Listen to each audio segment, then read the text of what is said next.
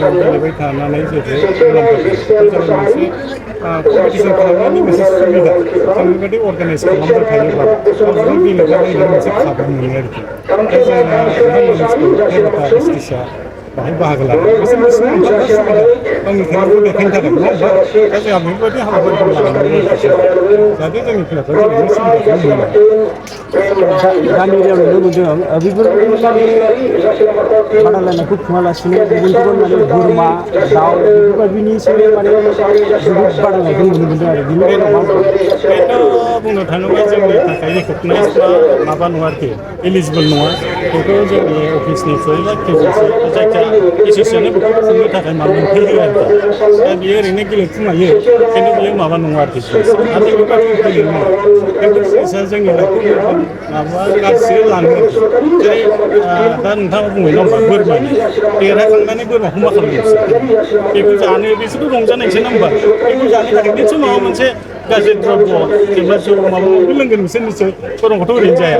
ओंखायनो आङो मोनसे माबा हरनो सानो आरोखि जेनेबा बेफोरबायदिखौ जाहाथे दाहो आरो गेलेग्राफ्राबो गेलेनो नाङा बे जिनिसखौ बे जाबाय जोंनि मोनसे समाजनि बुंनो नाङा मोनसे इलिगेल मोनसे कम्पिटिसनसो बे जोंनि माबायावथ' माबा होखाया माबा होआ बेफोरखौ जोङो लाइ होआ गेलेनायाव आरोखि बेफोरबायदि बोरमा दाउला बिदि गेलेनायफ्राथ' जोंनि प्लेयारफोरखौबो आं खावलायो जाहाथे बिदिजों गेलेया आरोखि जिल्ला बिथिङाव नोंथांमोना माबायदि सेलेक्ट खालामो जे गामियारि बिथिङाव मोजां जोलुर गेलेगिरिखौ खेबसे माबायदि सेलेक्सन खालामो? जोंनाव डाइरेक्टर जोंनि माबाया डाइरेक्टर आन्दाराव दं नालाय जोंनाव नै दाख्लैसो मोनसे स्कुल टुर्नामेन्ट जानाय बाहाय जोंनाव टटेल स्कुला केबि माबायाव आरोखि क'क्राझार डिस्ट्रिक्टनि आन्दाराव 127था स्कुल दं आरोखि दा 126 माबाखौ आरोखि स्कुलफोरखौ जोङो मोनसे जन वाइसआव खेलाखौ खुंनाय जायो एज केटेगरि जेरै आन्दार 15 आन्दार 17 बयस एन्ड गार्लस आरोखि दा बेयो जों दाखालि जुलाइआव खुंखांबाय खिन्थु जोंना अलरेडि स्टेट लेभेलबो कम्पिटिसन जानानै थांबाय आरोखि बाहाय जोंहा आन्दार 15 जानाखि बयस जोङो इन्टार डिस्ट्रिक्टआव थांनो स्टेट लेभेलाव जोङो फाइनालाव ट्राइबेलफ्राबो जेननानै फैदों बे टिमा देरहायोबा जों बे स्कुलखौ गेलेनो थाङो आरोखि दिल्लीयाव दरबाय रोखोमै जोङो ट्राइबेकाराव फाइनालाव जेननानै फैदों कामरुप मेट्र'जों थिग बेबादिनो जोंना आन्दार 17 गार्लसआबो स्टेटआव जोंना थाङै थाङै फाइनालाव थाङो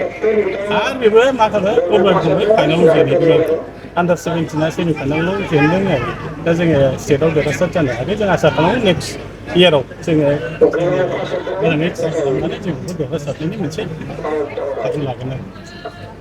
जोबनायाव गेलेगिरि लाइमोनफोरनिसिम जोलुर गेलेगिरि बा बायदि गेलेगिरिफोरनिसिम मा मेसेज होनो सानो?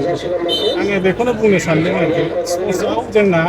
मोननै बेनिफिट दं मोनसेया जाबाय डाइरेक्ट बेनिफिट आरो मोनसेया जाबाय इनडाइरेक्ट बेनिफिट डाइरेक्ट बेनिफिटआ जाहैबाय नोङो जुदि सोरबा स्पर्ट्समेना डाइरेक्ट नेसनेल गेलेबाय बा इन्टारनेसनेल गेलेबाय बिसोर साख्रि मोननायनि अफार दं आरोखि जेनेबा नोङो नेसनेल गेमाव गल्ड मेडेलिस्ट मोनबाथाय जेनेबा ब्रन्जआनो सिलभारानो बिसोर डाइरेक्ट गभर्नमेन्टआनो बिसोरखौ साख्रिनि मोनसे हरो आरोखि डाइरेक्टलि रिक्रुटमेन्ट हरो आरोखि बे मोनसे जोंनि सुबिदा गावनि लाइफखौ जेराव खांनो थाखाय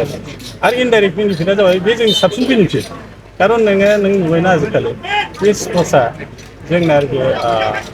नोङो जुदि दा जों खेला नायदोंना जाबावबो बेनिफिट दं आरोखि नङा होमबा जों नायनानै रंजागोन मागोन आरोखि थारमाने बाहाय मोनसे आं खोथाखौ होनाखै स्पर्ट्सआव मोननै बाथ्रा गेम्स आरो स्पर्ट्स